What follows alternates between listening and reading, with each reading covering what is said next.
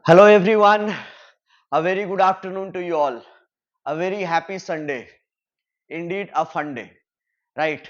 I know that you all are having a great time. You all are enjoying your weekend. You all are having a very good time. Say everybody has good time on Sunday. Everybody goes for some outings, goes for some extra work, right? But again, education is one such long process which have to be followed every other day, be it Sunday or Saturday or weekend or holiday, right?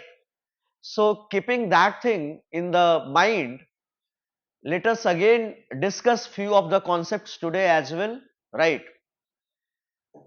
I have taken up few questions for you which have often been asked, which have been very heated questions, and it's a very high probability that it will be asked in the upcoming law exams as well, right?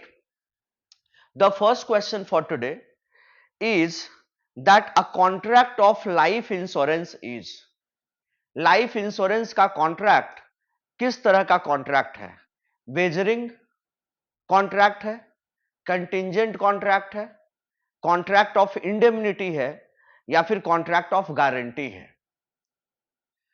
जिसको थोड़ा सा भी basic knowledge होगा contract act का, उसको पता होगा कि जो इंश्योरेंस का कॉन्ट्रैक्ट है वो कंटिंजेंट कॉन्ट्रैक्ट होता है। क्यों कंटिंजेंट कॉन्ट्रैक्ट होता है मैं आपको बता देता हूं। कंटिंजेंसी का मतलब क्या होता है? That it depends upon the happening of an event. जैसे कि अगर मैं बोलता हूं कि तुम फर्स्ट आओगे तो मैं तुम्हें डेयरी मिल्क दूंगा, तो मेरा डेयरी मिल्क देना is dependent upon the happening of an event, is dependent upon the happening of an event, कि तुम फर्स्ट आओगे तो मैं तुम्हें डेयरी मिल्क दूंगा। तो इसमें भी, इंश्योरेंस में भी तो वही है। अगर गाड़ी में धक्का लगेगा, गाड़ी का एक्सीडेंट होगा, तब मुझे कॉम्पनसेशन मिलेगा। मतलब कि ऐसे मुझे कॉम्पनसेशन नहीं मिलेगा, ऐसे मुझे कुछ भी नहीं मिलेगा, लेकिन अगर गाड़ी को धक्का लग जाएगा तो मुझे कॉम्पनसेशन मिलेगा। सेम चीज है, अगर फर्स्ट आओगे तब डेयरी मिल्क देना होगा, तब डेयरी मिल्क तुम्हें मिलेगा, लेकिन अगर तुम फर्स्ट नहीं आए तो डेयरी मिल्क नहीं मिलेगा। That is, it depends upon the happening of an event. तो जो इंश्योरेंस का कॉन्ट्रैक्ट है उसको कंटिंजेंट कॉन्ट्रैक्ट बोलते हैं। The second question for you today is that the first case on the doctrine of frustration as decided by the Supreme Court of India is, it's a very leading case, right? Firstly, let me tell you the names, the four, and then you tell me the answer, and then I'll come back to the right answer.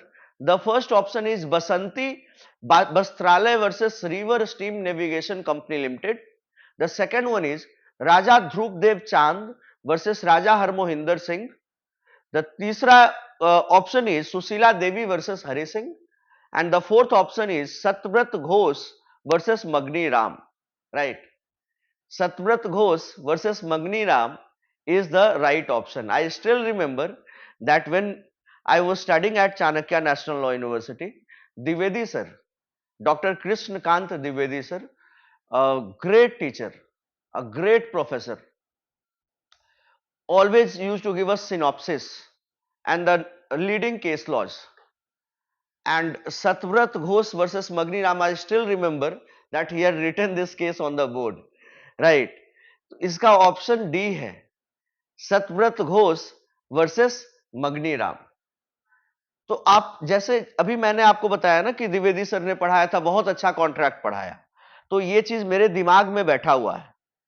तो उसी तरीके से जब आपको अभी मैं पढ़ा रहा हूं या फिर आपको किसी ने कॉलेज में पढ़ाया होगा, कोचिंग में पढ़ाया होगा, तो आपके दिमाग में ये इम्प्रिंट रहना चाहिए कि मैंने कहां पहली बार इस केस को सुना था, कहां पहली बार इस केस को देखा था। क्वेश्चन फिर गलत हो ही नहीं सकता है। सत्यव्रत घोष वर्सेस मगनी Ram.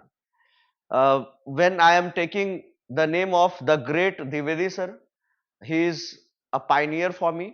He is a living legend of law for me, and I owe so much of my success, all my success to him. Right. Next question is from Hindu law. that is Hindu Marriage Act 1955. The question is that which one of the following is not a ground for divorce? And the four options are desertion, mental cruelty, adultery, and the irretrievable breakdown of marriage. Irretrievable breakdown of marriage. चार option है, आप सब लोग जानते हैं कि A B C. डेजर्सन एक ground है, अगर डेजर्ट कर दे रहा है हस्बैंड तो सामने वाला इंसान क्या करेगा, उसको तो मतलब फिर डिवोर्स लेना ही होगा। मेंटल क्रूएल्टी, मेंटली अगर आप परेशान कर रहे हैं, बाथरूम में नहाने गया, आप बाहर से लैच लगा दिए, अब 5-5 घंटे वो बंद है, एक दिन बर्दाश्त कर लेगा, 2 दिन बर्दाश्त कर लेगा, लास्ट में वो पागल हो जाएगा। वो खाना खाने के लिए आ रहा, आप उसको मार नहीं रहे हैं, वो खाना खाने के लिए किचन में गया कि मैं कुछ लेकर के आता हूं, या लड़की गई और सामने वाले स्पाउस ने उस खाने को डस्टबिन में डाल दिया। मेंटल क्रूएल्टी है। सुबह सुबह 4 बजे जोर से गाना बजा दिए लाउड स्पीकर पे।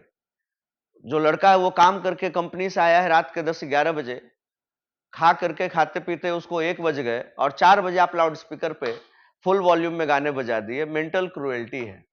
तीसरा ऑप्शन है adultery. Adultery, even though section 497 IPC 1860 have been made unconstitutional, that's no more an offense now. वो अब ऑफेंस नहीं रहा क्रिमिनल लॉ में, but adultery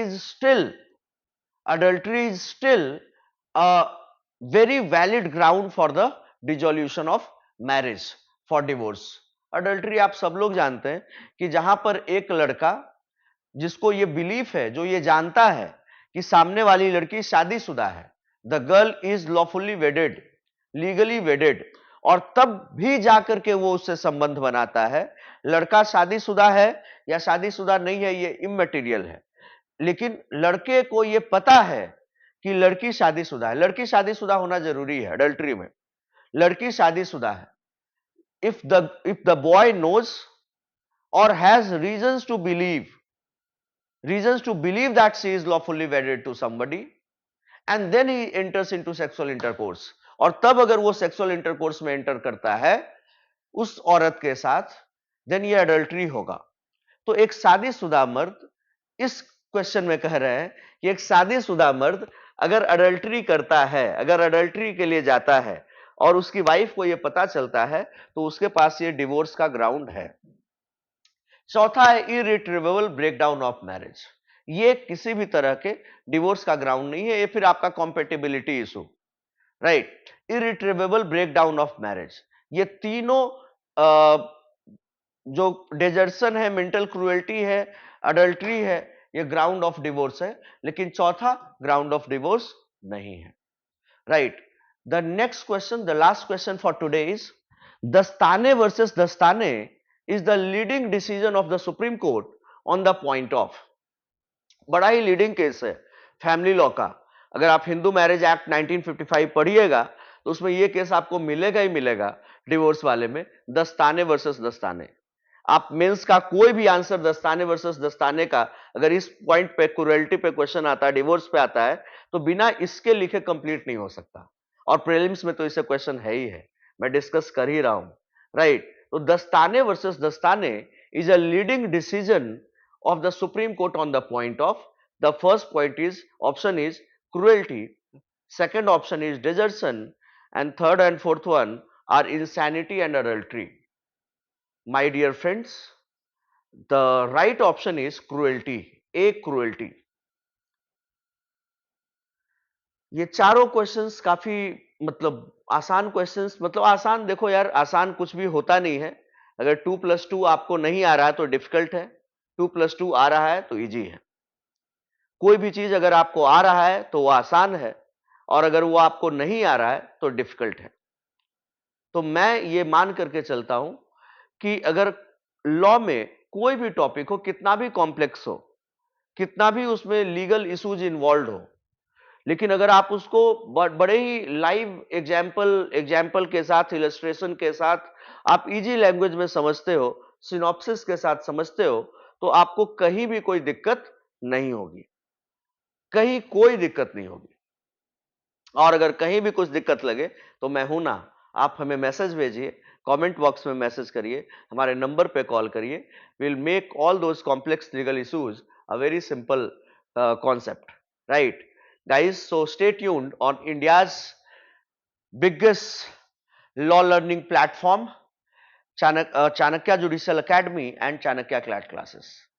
Follow our YouTube channel and subscribe it and press the bell icon also, so that you keep getting the regular notifications. Thank you everyone. Jai Hind.